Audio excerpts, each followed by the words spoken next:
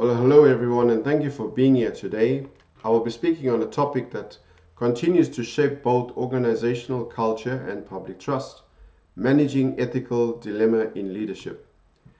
Ethical leadership at its core is about doing what is right, not just what's profitable. It involves making decisions that benefit the broader community of stakeholders, including customers, employees, and society at large. But ethical dilemmas arise when there isn't a clear right path, when values and obligations conflict. As Kirk of 2024 explains, these moments challenge leaders to balance competing interests while remaining true to their moral compass. In such scenarios, transparency, collaboration, and integrity are optional. They are essential. Leaders must adapt to handling uncertainty and ambiguity. When their policies don't give clear instructions, they will frequently resort to their own codes of ethics, such as ambiguity impairs their ability to make decisions, as well as ability to explain and defend their positions to different audiences. True ethical leadership rests on foundational values, and these include respect, treating everyone with dignity, honesty, speaking truth even when it's uncomfortable, accountability, owning our own decisions, service, acting in the interests of others, justice, ensuring fairness in every decision, and community, fostering inclusivity. Petros of 2025 suggests that leaders who consistently embody these principles gain the trust of their teams and can drive collective success.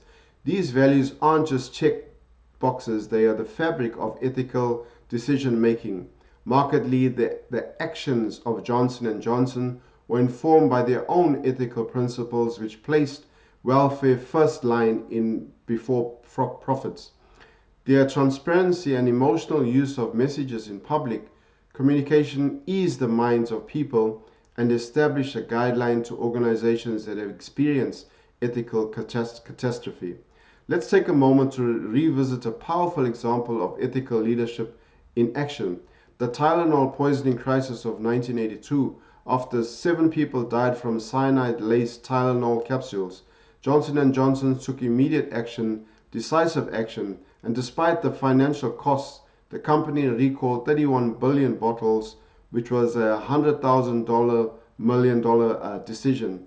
What stood out was their commitment to consumer safety, their own communication, and their refusal to hide behind corporate walls.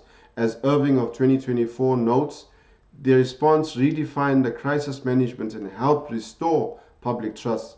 Leaders had to be bold enough to break through traditional way of thinking, such as not to save profits at the expense of people. This readiness to uphold the interests of stakeholders at a high cost is a precedent set by ethical risk management in business.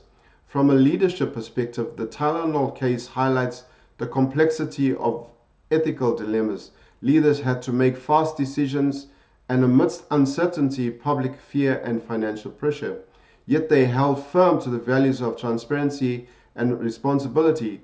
Ethical leadership does mean making tough calls. It means facing them head on while protecting the public good. Leaders should also consider the assistance of human technical solutions in such a process. An organization may learn from experience and better its part by asking individuals to express their opinion and accepting responsibility. So, how do leaders tackle ethical dilemmas? One structured way is to identify and investigate the issue, who is affected and how, review guidelines, align the policies and codes of ethics, generate options, think broadly about possible solutions, consult and decide, get diverse perspective before choosing the best course, implement and reflect, take action and learn from the outcome. This model, cited by Grow Counseling of 2024, encourages reflection, integrity, and learning mindset, critical traits for any ethical leader.